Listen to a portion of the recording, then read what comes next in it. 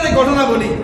সিদ্দিক আকবর রাদিয়াল্লাহু তাআলা আনহু ফজরের নামাজে যায়, জোহরের নামাজে যায়, আসরের নামাজে যায়, মাগরিব নামাজে যায়, এশার নামাজে যায়। এক ইহুদি দাঁড়ায় দাঁড়ায় গালি দেয়। একদিন, 2 দিন, 3 দিন আবু বকর সিদ্দিককে গালি দেয়, ও মোল্লা হইছ, পাগড়ি হইছ, ইয়ো নামাজি হইছ। দেখবা সমাজে কোনো যুবক যদি নামাজ পড়ে, আরে বেড়া দেখছি এরকম বহুত কিছু দেখছি কত নামাজি দেখছি আমরা, কয় না কয়। এটা কইয়া যে নামাজ পড়ে তার নামাজ থেকে বঞ্চিত করে দেয়। আসারা নাই বলেন?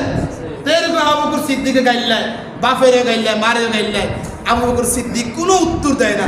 একদিন আল্লাহরে গালি দিছে। কারে গালি দিছে?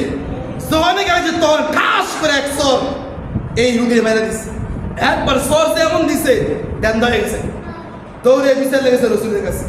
নবীজি আবু বকর, আমি তো তোমার থেকে এমন কিছু আশা করি নাই, আমি জানি তুমি শান্ত মানুষ। তো আসলে আমি শান্ত ভদ্র মানুষ, কথা বোঝেন নাই? কি মানুষ? শান্ত ভদ্র মানুষ। আমি তো আসলে এরকম করার কথা না, করলাম কি জন্য? তো বলছি ইয়া রাসূলুল্লাহ, তে দৈনিক আমার গালি দেয়, আমি কিছুই কই না। যখন আল্লাহর গালি দিছে তখন আমি সহ্য করতে পারছি না। সুবহানাল্লাহ। দৈনিক শুধু ঠান্ডা ঠান্ডা কথা কয়। যখন ইসলাম বিদেশে গালি দেয় তখন মুনাফিকদের গা জ্বলে। আছে না নাই বলেন? আছে না নাই? তো সিদ্দিক আকবর কয়, আবু বকর থাবড়া দিছো নি? কই দিছি। ইহুদিকে থাবড়া দিছে নি? কঠিন থাবড়া দিছে।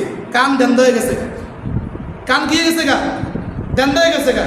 এবার ইহুদির রসুল সাক্ষী আনো। তা আবু বকর সিদ্দিক তখন একা, সাক্ষী কারে ভাইব? সাক্ষী তো কেউ নাই। তখন রসুল আকরাম সাল্লাল্লাহু আলাইহি ওয়াসাল্লাম ইহুদিরে বলছে, ইহুদি তোমারে যে দূর জোরে থাবড়া দিছে, তুমি অতটুকু জোরে আবু বকর থাবড়া দাও।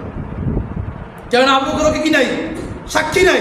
তখন আল্লাহ পাক রব্বুল আলামিন বলছে, বন্ধু ইহুদি আসলে আমার গালি দিছে, আর আজকের গালিতে আবু বকর সিদ্দিক প্রতিবাদ করছে। আবু বকর যে দাম আছে তার চেয়ে 100 গুণ দাম আমি আল্লাহ পাক আসমানে বাড়াইছি। সুবহানাল্লাহ। বুঝেন না কথা?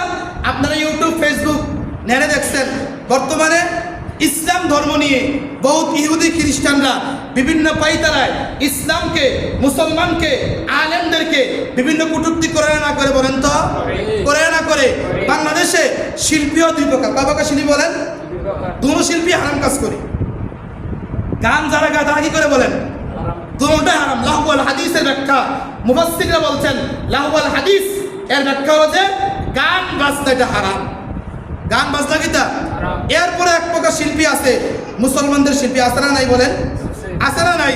এরা যদিও হারাম কাজ করে, আল্লাহকে নিয়ে কথা বলে না, রসুলকে নিয়ে কথা বলে না, কোরআন নিয়ে কথা বলে না, উলামায়ে কেরাম নিয়ে কথা বলে না।